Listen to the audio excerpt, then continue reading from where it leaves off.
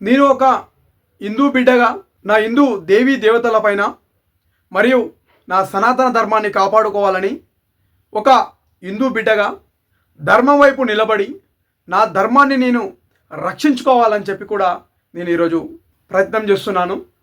ప్రకాష్ రాజు అనే ఒక యాక్టర్ మన రాముల వారిని, సీతమ్మని పండ్లు దొంగలించారు అనే ఒక ఎగతాళి చేసే విధంగా మాట్లాడడం, ఇది కోట్ల మంది ఉన్నటువంటి హిందుల మనోభావాలని దెబ్బతీసే విధంగా ప్రకాష్ రాజు మాట్లాడడం బాధాకరం. ప్రకాష్ రాజు అనే ఒక ఎదవ ఈరోజు మన శ్రీరామునిపై మాట్లాడిన మాటలపై ఎంబడే బహిరంగ క్షమాపణ చెప్పాల్సిన అవసరం ఉంది. మా హిందూ దేవీ దేవతలపై, మా హిందూ దేవుళ్ళపై ఎవడైనా తప్పుగా మాట్లాడితే వాడిని ఉరికి చురికిచ్చి కొడతామని చెప్పి కూడా నేను ఒక హిందూ బిడ్డగా తెలియజేసుకుంటున్నాను మీకు. ప్రకాష్ రాజు గారు, ఈ ప్రకాష్ రాజు అనేటోడు ఒక యాక్టర్గా అన్ని లాంగ్వేజ్లల్లా యాక్టింగ్ చేసుకుంటూ పైసలు బలిసి కొట్టుకుంటున్నటువంటి ఈ ప్రకాష్ రాజు అనేటోడు ఈరోజు మా శ్రీరాముని పైన, మా సీతమ్మ పైన మాట్లాడడం ఇది కరెక్ట్ కాదు అని చెప్పి కూడా నేను ఒక హిందూ బిడ్డగా నీకు తెలియజేసుకుంటూ, ప్రకాష్ రాజు నీకే చెప్తున్నాను, గుర్తుపెట్టుకో. నీ కొడుకుకి ఏదైనా జరిగితే అప్పుడు దేవుళ్ళ దగ్గరికి తీసుకొచ్చి మీ కొడుకుని అప్పుడు పూజలు చేయిస్తావు.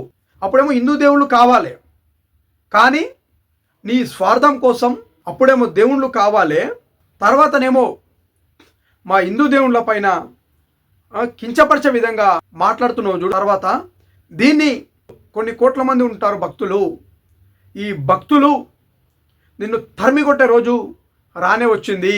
ఎంతమంది హిందువులు ఉన్నారో ఆ హిందువులు అందరికీ కూడా బహిరంగ క్షమాపణ చెప్పాలి ప్రకాష్ రాజ్ అనే ఒక ఎదవా అని చెప్పి కూడా ఈరోజు నేను తెలియజేస్తున్నాను. ఈ ప్రకాష్ రాజ్ అనేటోడు గతంలో కూడా మన హిందూ దేవుళ్ళపై తప్పుగా మాట్లాడడం జరిగింది. గతంలో కూడా మీ అందరికీ తెలుసు. ప్రకాష్ రాజ్ వాళ్ళ అమ్మ చనిపోతానేమో క్రిస్టియన్స్లో ఉండి ఆ క్రిస్టియన్ సాంప్రదాయ ప్రకారంగా అంత్యక్రియలు చేస్తాడు.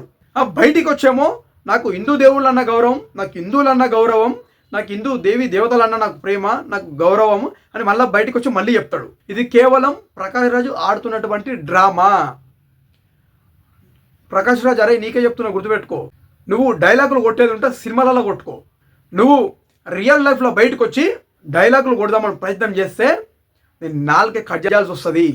ఈరోజు మా ధర్మం కోసం మేము చావడానికైనా రెడీ.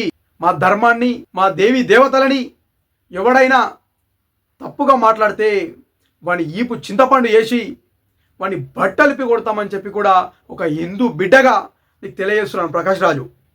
ప్రకాష్ రాజ్ అనేటుంది ఎట్లా ఉందంటే, పందికేం తెలుసు పన్నీరు వాసన, పందికేం తెలుసు పన్నీరు వాసన అన్నట్టుంది ప్రకాష్ రాజ్ గారి పరిస్థితి.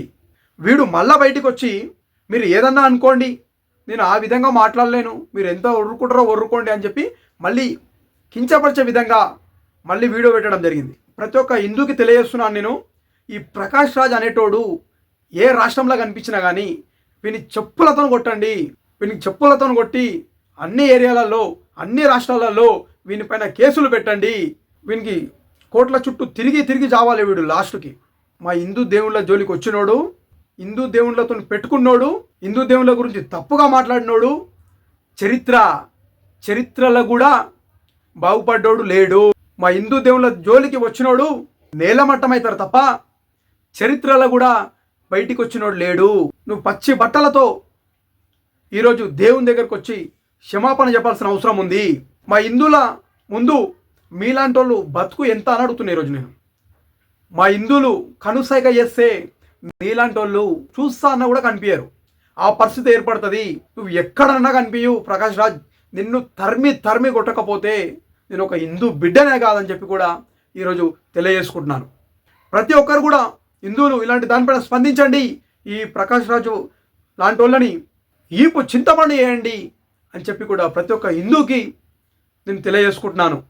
అరే ప్రకాష్ రాజు లుచ్చగా, నీకు రాముని గురించి, రాముడి చరిత్ర ఏందో నీకు తెలుసారా? లుచ్చా నా కొడుక. ఈరోజు ఆ రామాయణం చరిత్ర ఏందో తెలియదు నీకు. నువ్వు కూడా ఈరోజు హిందువుల గురించి, మా రాముని గురించి, మా సీతమ్మ గురించి మాట్లాడుతున్నావు అంటే సిగ్గుచెట్టుగా ఉందిరా. పచ్చి బట్టలతోని బహిరంగ క్షమాపణ చెప్పకపోతే మాత్రం చెప్పులతో కొడతాం పట్టుకొని అని చెప్పి కూడా ఒక హిందూ బిడ్డగా అందరికీ జై శ్రీరామ్.